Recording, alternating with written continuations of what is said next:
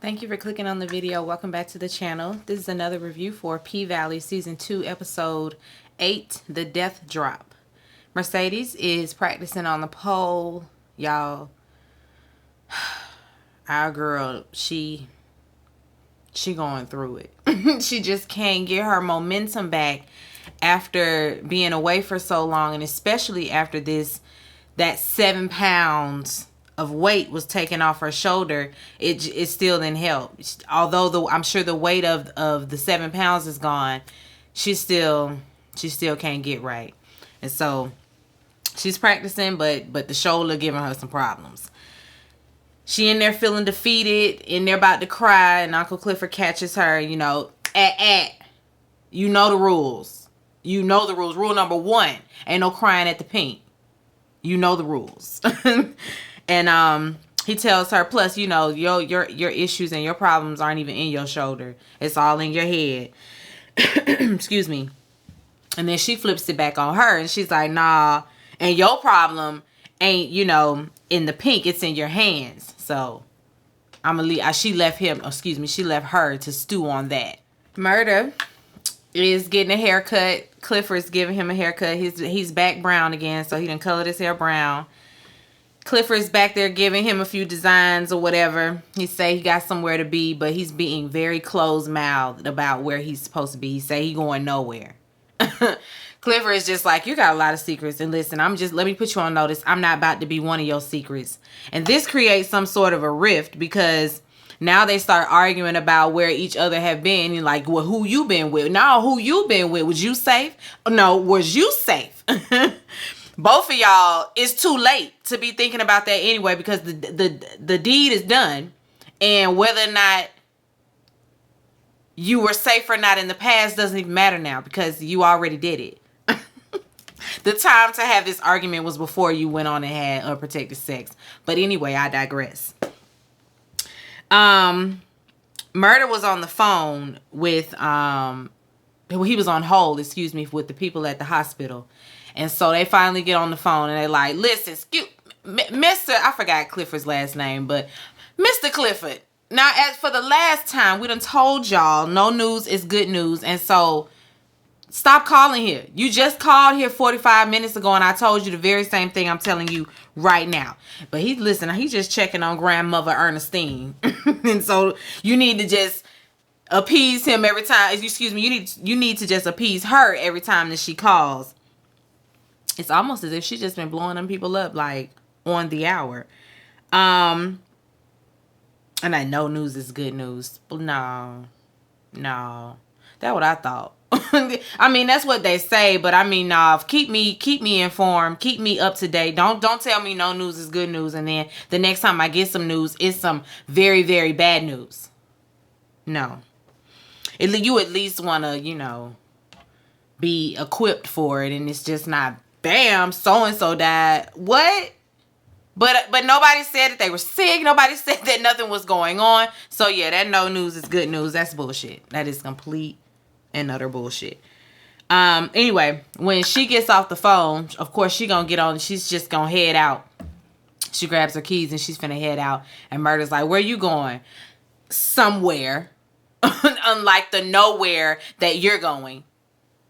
Ask me where I'm going and you won't even tell me where you going. We're not doing that. Mercedes is out running with her dog, Black and Mal. And Black and Mal sees Maine, and I think Maine sees Black and Mal. And so the crowd kind of disperses and she sees him, you know, so he's out. They let him out because of COVID. I guess too many people had COVID, and so they had to just let everybody go. Like, you know, everybody with a minor offense or something like that. So he's on house arrest. He says the homies are throwing him a party, a block party.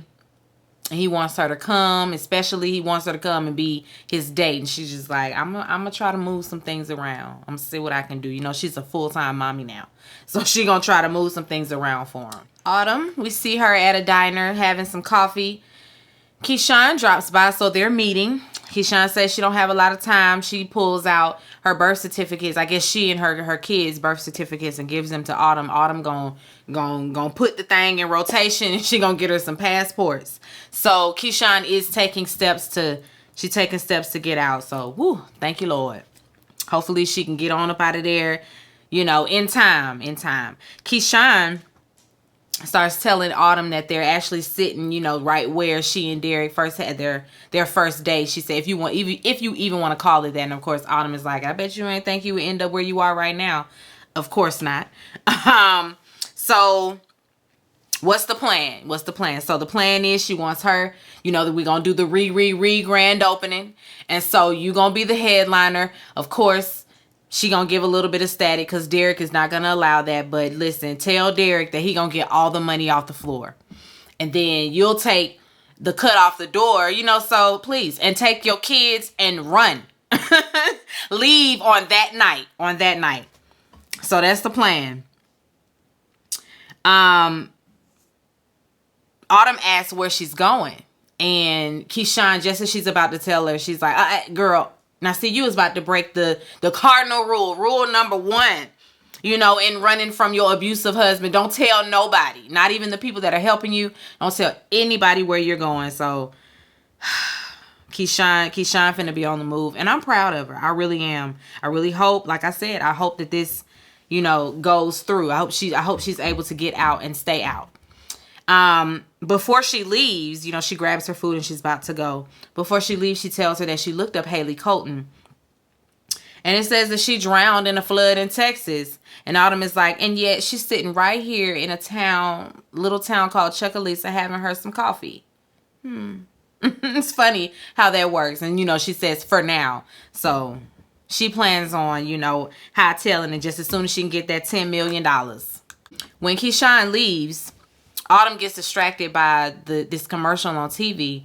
It's one of those smear campaign commercials. I've seen so many directed at Stacey Abrams and Warnock. I don't know what to do. And it's like, if y'all don't lead them people, Warnock is spending all the money.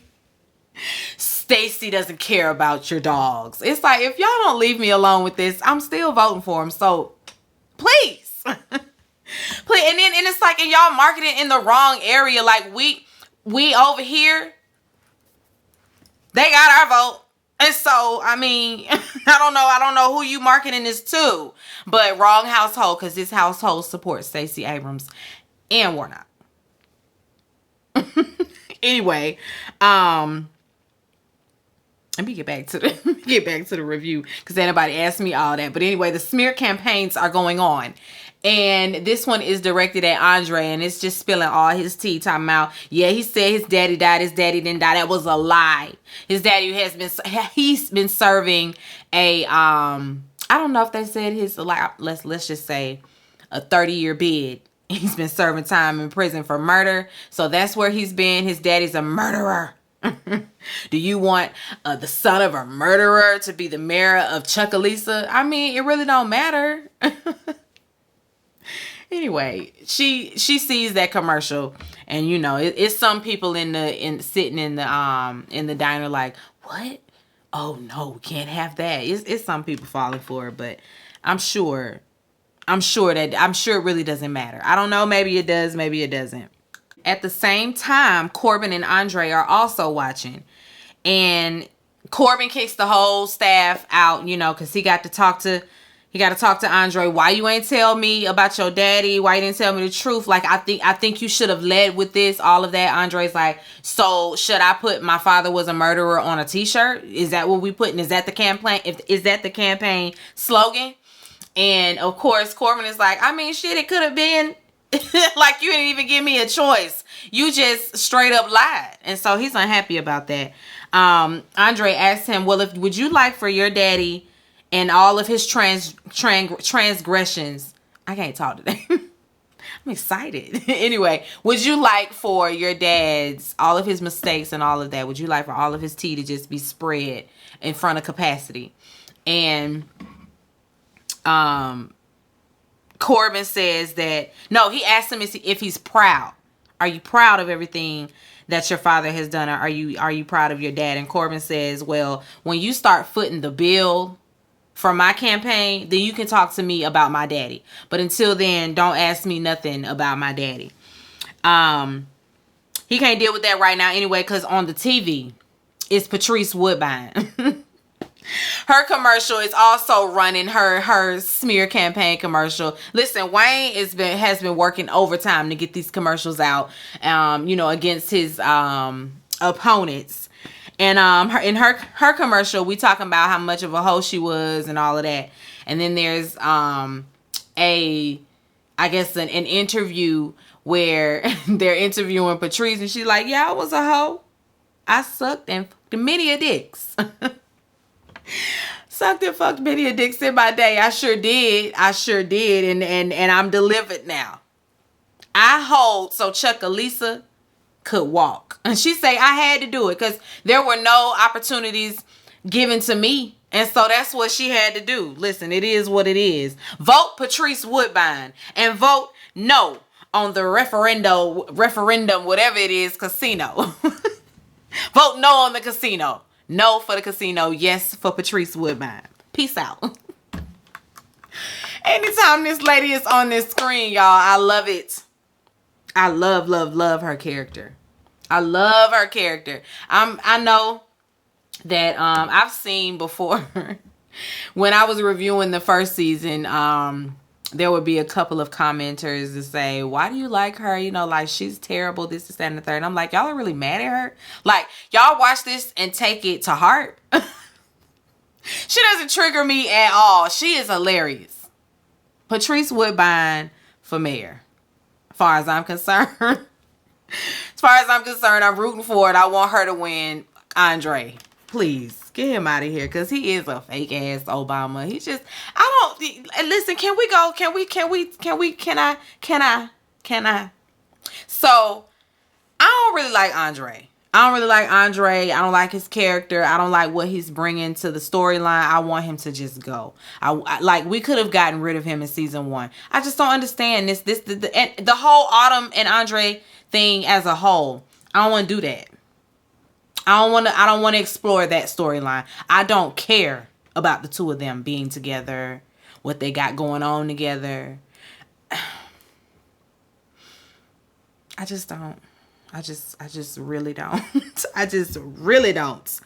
Anyway, let me get off the soapbox. Keyshawn's at the house washing dishes, and then Derek's sorry ass, broke ass, abusive ass, trifling ass, stupid ass walks in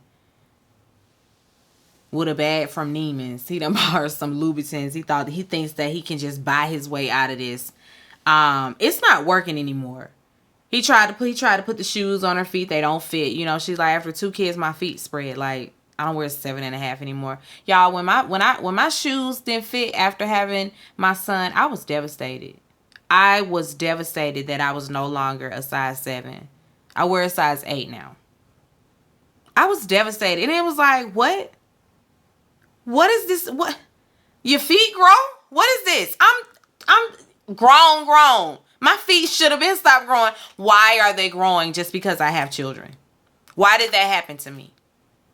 I'm gonna ask my heavenly Father when I see him. Lord, now why was my feet spreading too? Hips, stomach, titties, all that spread, and we know why. But my feet? Damn. Anyway. Her shoes ain't fit. She's just really not.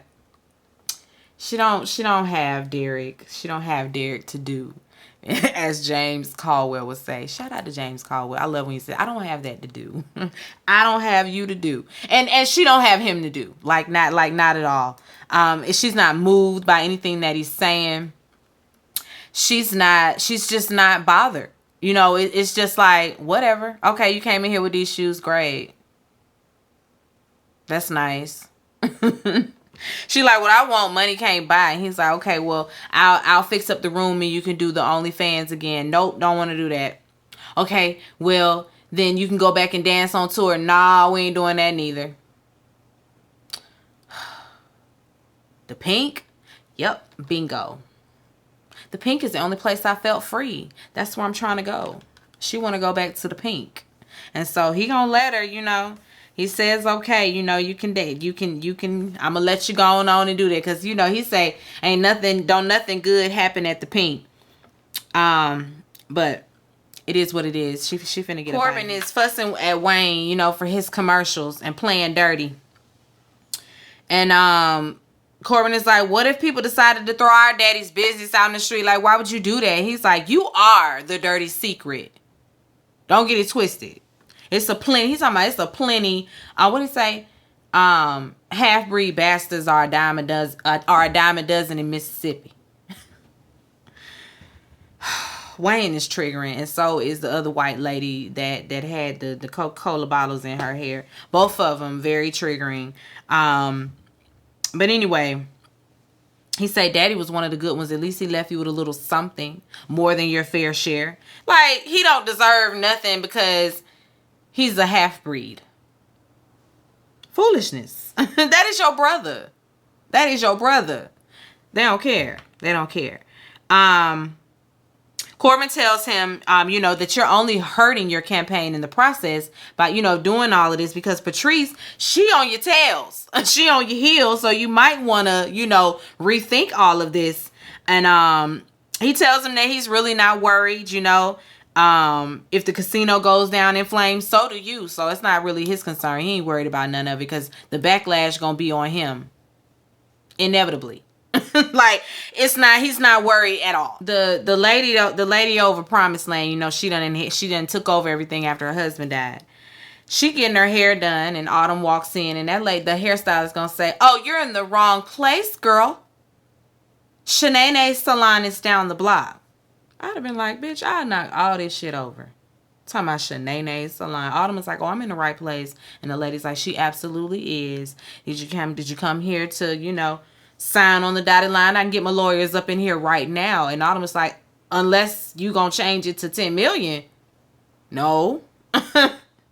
That lady tries to double down on it like, well, you know, I'm the one with all the capital anyway, so like I can afford to play the long game. I don't know about you. And so you might want to take this 5 mil. And Autumn is like, well, you have a good day. When you're talking 10 mil, call me back, okay? She calling her bluff, you know. She gonna go on about her business. Yeah, see you at the polls, girl. See you at the polls. Murder. He done got over there to the funeral home. Wody did the body good. It don't even look like he blew his brains out. You know, he did a good job fixing him up, and Murder brought over a suit for him. So finna put Teak in the ground, y'all. And I was sad. I was crying. I was crying.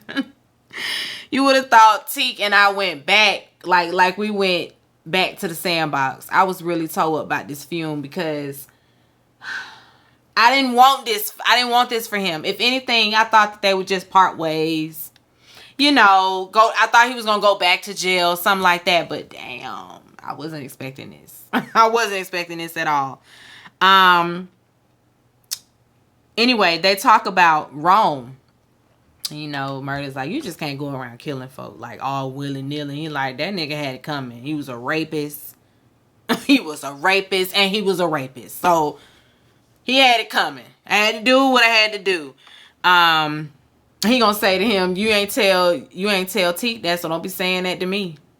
Don't be saying that to me. You don't know what he said to Teak in those last moments, Wody. He tried. He did. Murder really did try to talk him off that ledge. It just didn't work. It really didn't work. Wody asked Murder why he didn't tell him about the tape. And of course, he's like, why you didn't tell him about the tape? Movie star. And Murder says, you know, he don't really believe it. I don't believe no tape no way. He's like, oh, it was a tape because Keyshawn saw it. And he, you know, of course, they worried about it getting out, but it is what it is, really, because he could have already put it out, so it really don't even matter. Murder says that he was 15 doing, and I didn't understand this. I didn't know if he was talking about, if he was telling us that at 15 doing what he had to do, like was he talking about dealing dope, dealing drugs, or was he talking about like prostituting himself? And that's when like the trade life started. Like I'm trying to understand where he was going with that. Please drop it in the comments if you followed, because I didn't follow. I didn't follow why he said He was 15 doing what he had to do to put food on the table. I'm like, what you talking about? Where are we going here?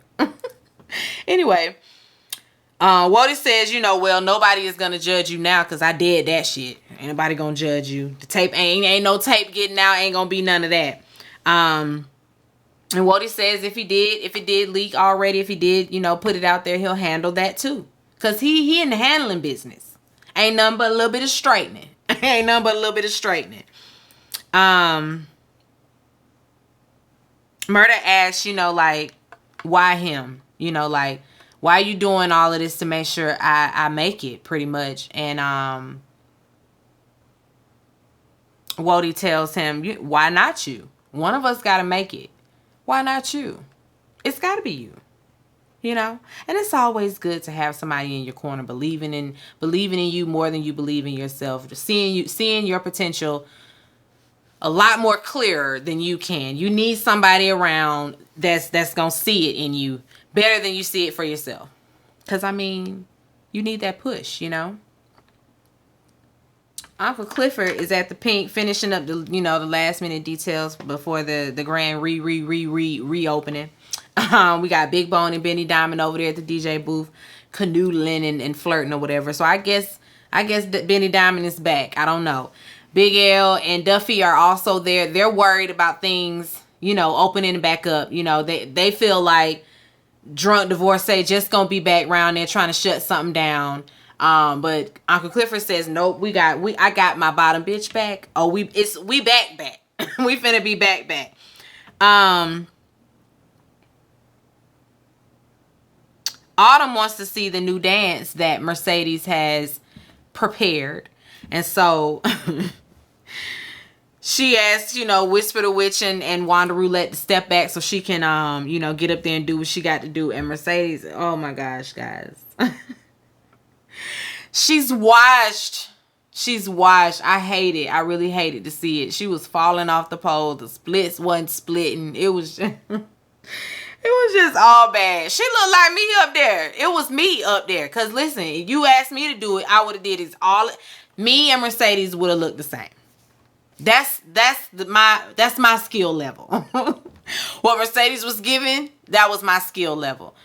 She can do better than that though. She can do way better than that. She got to practice. She gonna have to get up there and practice more because it just wasn't given. The headliner ain't ready, and so that's obvious. And then in walks Keyshawn. And I feel like Autumn knew that. Autumn knew she wasn't ready. She just wanted to, play her little cards. And so Keyshawn comes out and Benny Diamond looking like he had seen a ghost, like, oh, my baby. She back? Oh, he really gonna be back now. And it's gonna be a problem. Because I'm still not off my theory that Big Bone is there on some bullshit. I'm not off the theory. We're not off of it. Anyway, Keyshawn walking there talking about some, hey, y'all. Hey, girl, what? Uncle Clifford, he was looking shocked and surprised too. Like, oh, no, bitch. I know you did not just bring her up in here. Because she had been foreboding. She had been forbidden to come back. And there she go. Whisper the Witch and Wanda Roulette in the dressing room kissing Keyshawn's ass. They're her biggest fans, especially Whisper the Roulette. She's talking about some, we always wear your lashes. We only wear your lashes. Like, I'm your biggest fan. I've always wanted to be just like you. And I want to be you when I grow up. I'm like, damn, y'all the same age. Anyway.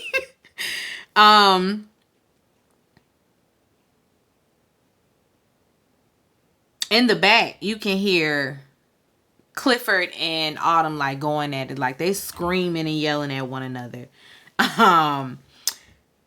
Whisper the Witch gonna ask Keyshawn if she wanna, partake in the cocaine, and of course Keyshawn is like, no, girl, you got it, girl. Mercedes walks in, asking her, so you back? I guess you back. Keyshawn asked if anybody took her locker. She's like, bitch, how you gonna ask me some shit like that? No, nobody took your locker. Of course not. And nobody took your vanity either. anyway, Keyshawn is back. Keyshawn is back. And the whole time, y'all, we can still hear Uncle Clifford and Autumn in that back room hollering at one another. They still fussing, and when you know, when it's the aftermath, and Uncle Clifford is storming out the room and with a box, and she screams that she gonna take the I take the motherfucking jukebox if the bitch could fit in my Birkin. She was upset, y'all. She get in that car. She's still calling the hospital. We still hear her on hold with the hospital. And she gets in the car just completely beside herself with emotion, crying and whatever. And then she hears her mother's voice. Ooh, I gotta beat up now, baby. Mama back there smoking a cigarette. And she looks at her rear view and actually sees her. And she tells her, don't fight the water, child. Let it wash all over you. Don't fight the water. And that's the same thing that grandmother Ernestine, well, that ain't what she said, but it was, you know, what she alluded to when she just wanted the water, when she just wanted them to bring the water to her. So, and I also took it as, don't fight the tears. You know, you got to cry, go on ahead and cry. Don't fight it. Go ahead and cry, because Clifford was trying to fight back tears. No, don't fight the water, baby. Let it wash all over you and, you know, cleanse you, set you free. And then she said, don't forget mama's number one rule. Bitches we don't just cry. Bitches don't just cry. They get even. And so take that with you too. She turns around and looks in the back seat, and of course nobody's there, but she understood what she was supposed to understand. Y'all, it's Teek's fume. I got Teek's bandana on him. You know, I'm sure that's covering up a bullet hole. Everybody done came and laid a gold chain across his chest. You know, Murder is next up to, you know, view the body. And he puts a little note in his hand and tells him that he left him a little note, you know, in case it gets dark down there in that hole. And that's what did it. That's what did it. That's what did it. That's what did it, y'all. That is what did it. When I say that this man gave an Emmy/Oscar worthy performance, he is great. He is great. I want to see him on more. I can't wait to see his career take off. Same with a lot of these new actors. I am here for it. I'm here for it. Listen, it was just such a good performance. Anyway, afterwards, the OGs, you know, they all, you know, huddled around. They looking at this video. That dude that TK got in a fight with at the club when they were, I forgot what city they were in, but y'all remember when Teek got in a fight. Because that dude was heckling this girl, trying to out Murder, you know. And he on his Instagram or whatever, really flexing, got his guns out, talking about, yeah, I made that nigga casket sharp. And they looking at it like, what? Murder say, so he's claiming this? And they like, nah, they know he didn't do it, because they all each, you know, have heard different things. Somebody heard he was robbed, and, you know, that somebody tried to, you know, steal his car. That's plausible, because he did get that decked out new car. So that's plausible. And I think they running with that. But we know Murder know the truth, because he was right there. And so immediately he mad. Like, you claiming this? Oh, okay. And as soon as the OG is like, somebody's going to have to take care of that. Murder know what's up. Say less. Say the fuck less. Mercedes and Mississippi are back. So they up there practicing or whatever. Whispered, the witch is so enamored with Keyshawn. You know, she's just in her beauty. I'm like, girl, listen. Aren't we all? That woman is. She has to be like one of those women that are like, you know, like stunningly beautiful, like breathtaking in person, because on the screen it's that way. So I couldn't imagine like seeing her in person. She's perfect. Shannon is perfect. And so Wanda Roulette, they sitting over there, you know, she just looking, you know, looking at Mercedes like she's washed. Like, I am not finna be like her. I'm not finna be ending up like that. Because Mercedes is up there still struggling. I mean, it's bad, y'all. It's bad. It's almost as if, girl, you was just giving the Mercedes experience over there at Coach House. So what's happening? You wasn't having these shoulder problems when you was busting down over there at the condo. Now all of a sudden, she got all these issues. Anyway. Not Whisper the Witch, but what's the girl name? Wanda Roulette mentions that John, that's been asking about Whisper the Witch, and she's like, you need to go on ahead and call him, because you trying to listen. You trying to end up like this, or you trying to just make some bank? Because I guess you can get more being a prostitute than you can being a stripper. So yeah, go ahead and let him eat that pussy, girl. Go ahead and let him do it. Get paid. Whisper pulls out this pendulum, her little pendulum that she be asking the universe what's going down. And Wanda Roulette snatches it, and she asks it, should Whisper the Witch be a smart ass bitch and make triple what she can make up in here in this club? And I don't know what it say, but Whisper the Witch snatches it back. Over there on the pole, though, Autumn is telling Mercedes that she's not ready. Your shoulder is just not healing. You need to let it heal. It's not ready yet. Then we hear that daggone, I'm a gummy bear. Yes, I'm a gummy bear. So we know it's Terica calling, and it's an emergency, it seems. And so Mercedes just rushes out. Terica done told Shell that she got an abortion. And so, of course, Shell done showed up at Mercedes' house all upset. All upset and judgmental. How could you do this? Blah, blah, blah, blah, blah. She's livid. Mercedes don't care. I don't give a fuck about none of that. So why you even think that she came to me? Why you think she came to me? Because you drunk. Like, you haven't been a parent. You are there when she needed you. And, of course, Shell tries to flip it back like, don't be deflecting. You trying to turn it on me. And this is not my drinking. Is not what we're here talking about. We are here talking about you taking a child to get an abortion without her guardian's consent, all that. Then Terica interrupts, and says, Mama, and they both answer her, and Shell is like, nah. You show up one time out of the 14 years, I'm the one that's been here. She talking to me. Mercedes is like, yeah, but you weren't there when she needed you the most. And then Terica just, come on, Shell, let's just go. She grabs Shell and she gonna just drive her home. Mercedes just like, drive? You can't drive. She's like, I can drive, thanks to you. I drove all the way to Jackson. Did you forget? I drove all the way to the place to get my abortion. I drove myself. Don't forget that I can drive. I was kind of annoyed with Terica for telling Shell.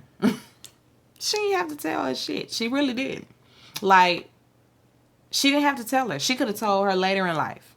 She could have been like, you know what? When I was, sorry y'all, my straw fell out of my cup. She could have been like, when I was 14, I went and got an abortion. She could have did that. Cause otherwise, what's the point? What was the point, girl? What was the point? Cause now it's some more mess between your mama and your mama. That damn Terica. I don't know about her sometimes. Terica, I'm about to knock your head through the washer and dryer. Between the washer and the dryer that's what's about to happen to you. I'm tired, Terica. I'm tired. Corbin is out doing, I don't know what he doing, but he doing something, and Uncle Clifford pulls up on him laughing at him because it's whatever he doing, he's struggling at it. And they start talking, and he asks, first he asks Clifford for his help with what he's doing. And Clifford's like, oh no, not the house nigga trying to make me a field nigga. No, we're not doing that. Corbin is mad about Patrice Woodbine and her being in this race and all of that, and how she is, close, like it's kind of neck and neck. And Clifford's just like, oh, she easy. That one there easy. The one thing she likes more than her pulpit is the Book of Benjamins. That's you talking her language when you give her a little coin. Corbin wants to know, like, why you even care so much? Like, why you even here? And he's like, listen, the enemy of my enemy is somebody I'm trying to fuck with. So that's that. Corbin says, well, you the one that, you know, decided we were enemies. And Clifford says, no, you decided to put my pink, you know, put my club up on the auction block. And you still trying to take it from me. Clifford starts, you know, bringing him back to reality. Because, listen, never mind all that. You and I know you. And you know me. We go way, way, way, way, way back. Like, they were friends as children. So, don't play me. Don't try to play me. She tells him that, you know, you stirring up all this trouble back in the great value Obama, you know, because you think it's going to give you some power, when in reality, you got the power. You hold the power. You got everything that you need. And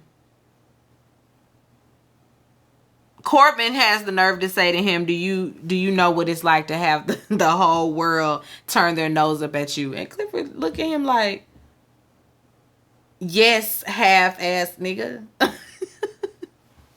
Yes, half nigga. Yes, I do. I do realize what that feels like. Like, do you see me?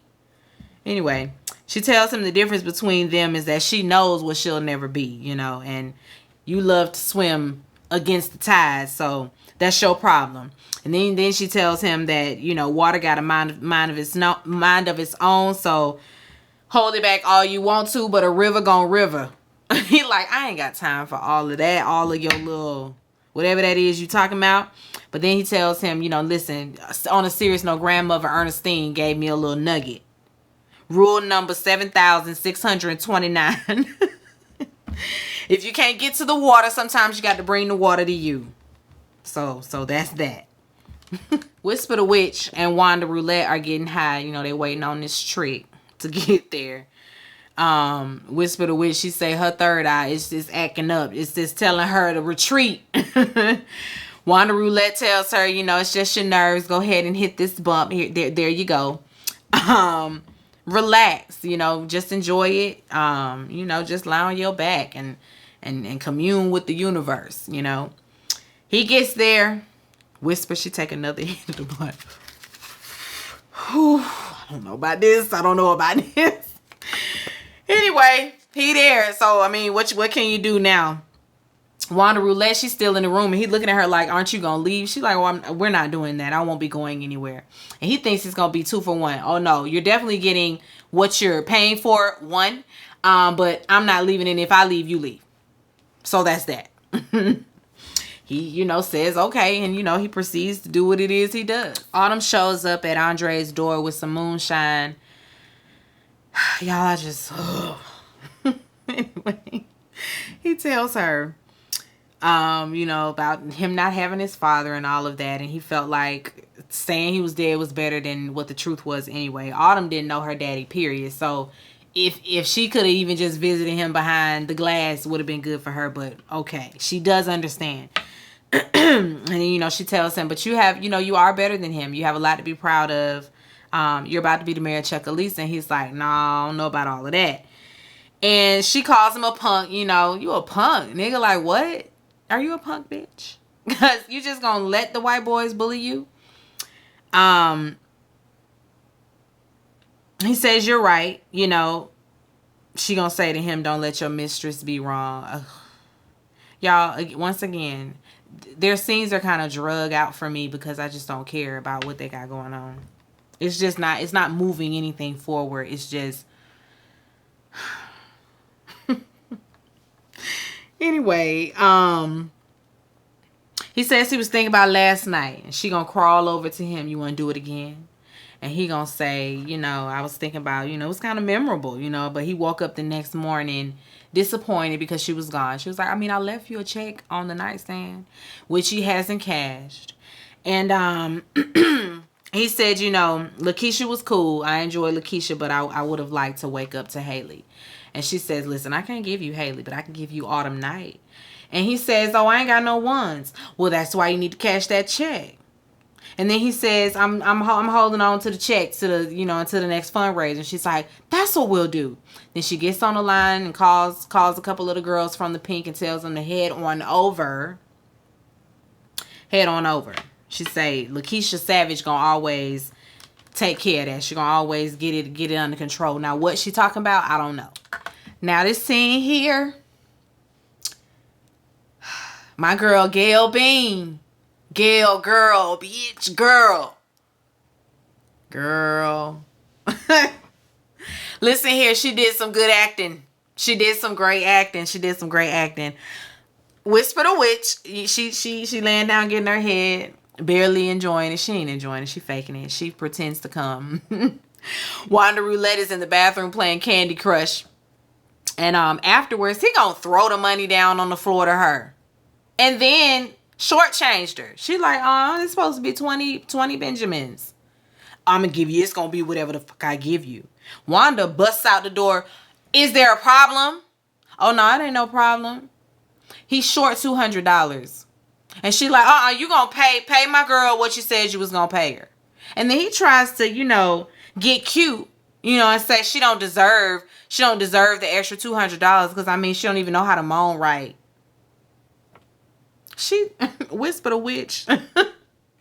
Now, girl, I wouldn't have done this. As a woman, sometimes you just have to pick your battles when it comes to men. And especially when it comes to bruising their ego. There are some men that can't handle a woman speaking to him the way that Whisper the Witch was speaking to him. And it showed in his reaction. Granted, we had Wanda Roulette in the room and she bought that life. But had she not been there, it could have been a terrible situation for Whisper the Witch. But let's just get there. But anyway, after he tells her that she can't moan right or whatever, she's like, listen, now you know how to work that tongue. Cause I mean, I don't know what you were given, but it wasn't head. And you should be glad that I faked it, all of that. She said she felt him the moment he walked in the door, the aura of a nigga that's never pleased a woman. I said, bitch, you better read. That's one to put in your Rolodex. I felt you the moment you walked in, the aura of a nigga that's never pleased a woman. Now that was gonna make him mad. And mad he got. Pressed he was. He grabs her by the neck and proceeds to try to choke her out. And then, of course, Wanda Roulette got her gun. Let's play a game. I want to play my favorite game. What you think that is? What kind of game you think we about to play? And she want to play Russian roulette. And so she like she puts the gun to her head for the first bullet. Let's play. Boop. You next. And they're like both Whisper the Witch and the dude, they're like begging her to stop because she's just click and then click at his head a couple of times. I'm like, oh my gosh, she's really finna kill this man. Then finally, she tells Whisper the Witch to take his clothes off. She's like, take his clothes off. Take his motherfucking clothes off. She don't move. Bitch, I said take his clothes off. And so Whisper the Witch fall in line and then strips him naked. And he's standing there butt naked. And then she tells him to get on his knees and he tries to get flippant. And then Whisper the Witch, she in full character now. Nigga, get on the motherfucking ground. Get on your knees. And so he's on his knees and she puts the muzzle in his mouth and tells him, go ahead and moan like you told her to moan. Moan like you told her to moan. Show my girl how you wanted her to moan. And then he starts moaning and then she starts moving it in and out. And so now he's giving the gun some head. Yeah, who got the dick sucking lips now, bitch? I was here for it. All the crazy. I was here for it. Gail Bean. Yes. They grab all their shit, his included, of course, and they leave, taking his car. He's completely naked, running outside. I'ma kill you, bitch. I like to see you try, nigga. I like to see you try. You gotta find me first. He ain't gonna tell. But I don't know. I feel like he gonna find her. I feel like he gonna come looking for her. He gonna show up at the Pink. It's gonna be another murder night all over again because this girl out here being reckless. She saved Whisper the Witch's life, but we saw firsthand that girl right there is off. Wanda Roulette is everything we thought she was. She's turning out to be everything that we thought she was. And slightly.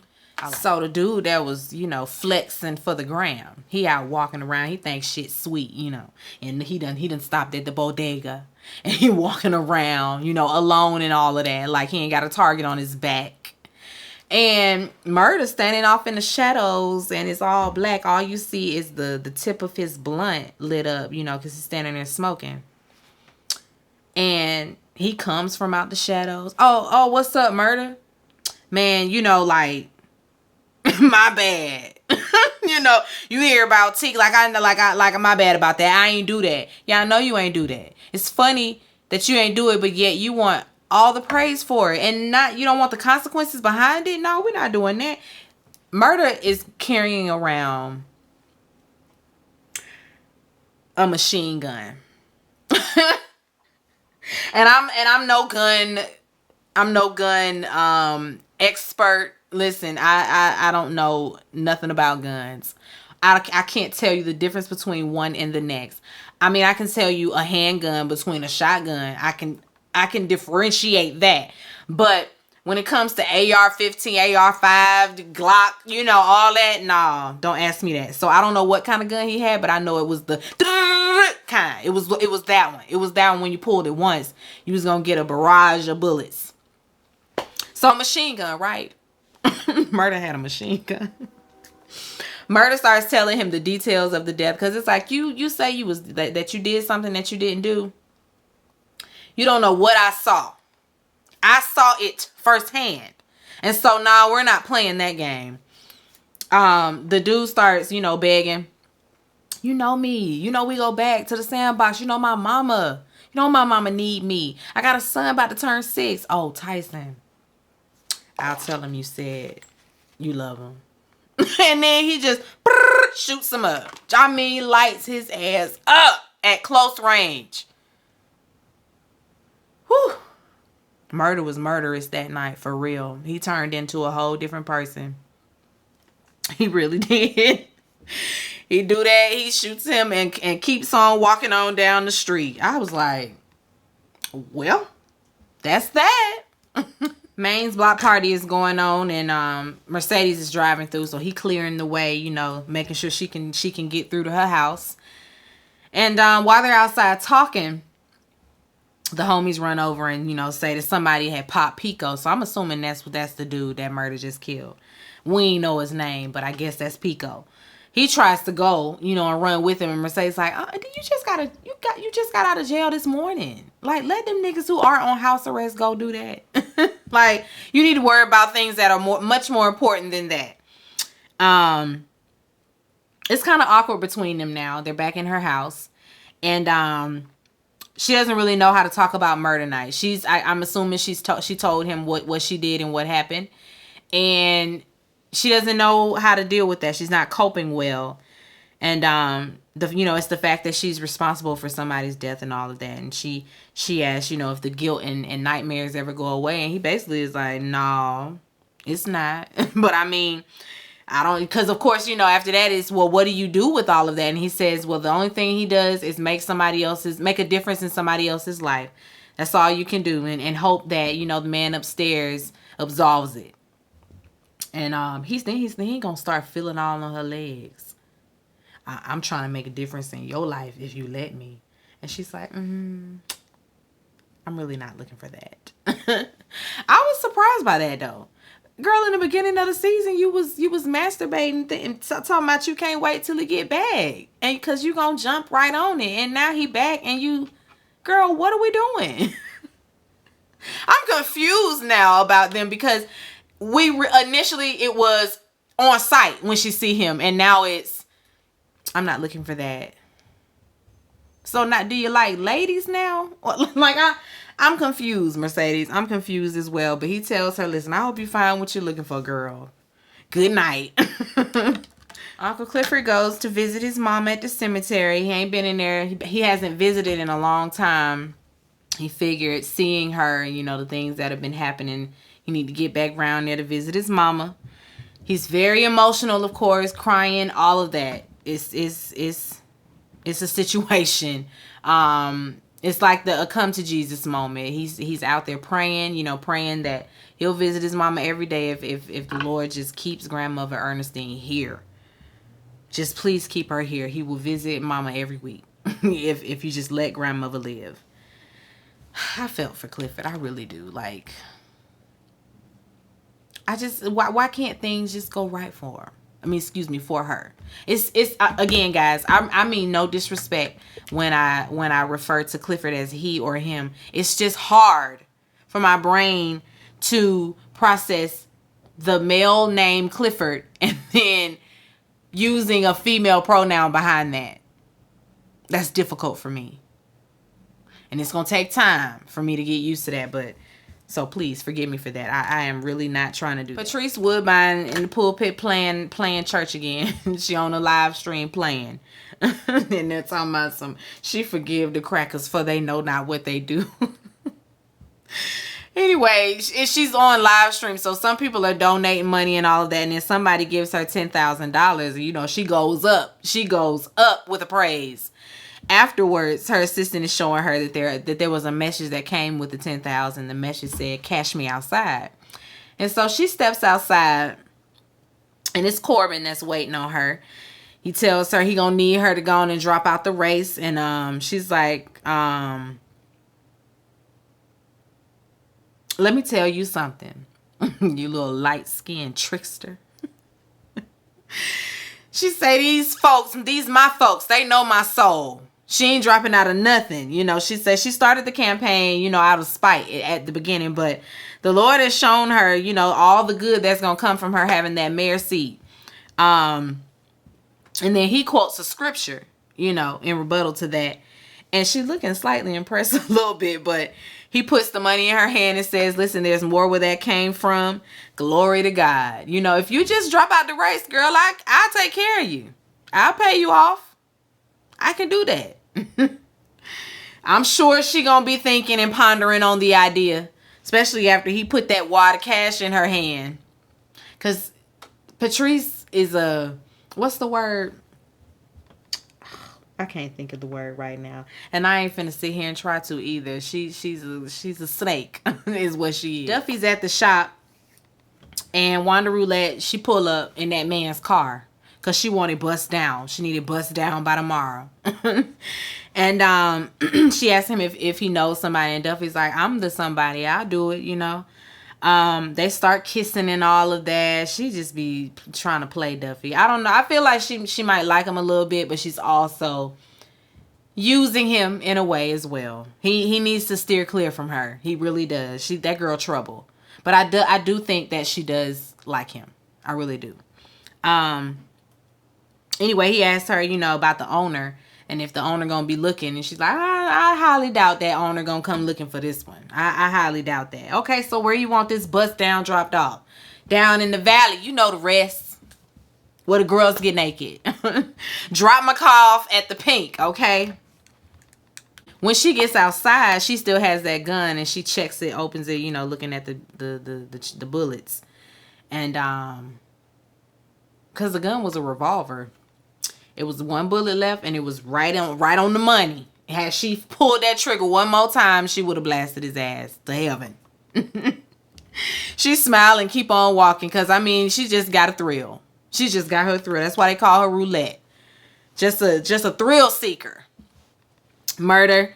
We see him back in the booth. Murderous he is. He looking crazy as hell. He ready to put all of this pain, all of this into the art. The song gonna be it. Okay? The song is gonna be it. We already know it's gonna be fire. Just because of the what's damn, why are the words just leaving me today? I probably should partake before I do these videos. Y'all think I should stop? I should stop partaking before my videos, because that's why I be forgetting stuff and the words just go away out of nowhere, because I'm very well verbose. Okay. And so I know some words. So I'm trying to figure out why the word just left me like that. But anyway, that was where we ended. With Murder giving us that murderous look from behind the booth, because he finna just lay down some... Finna lay down some tracks. He finna lay down some tracks. It's finna be a hit. Be sure to rate, comment, and subscribe to the channel. It's Call Me Busby, and I'll chat with you later. Peace and light.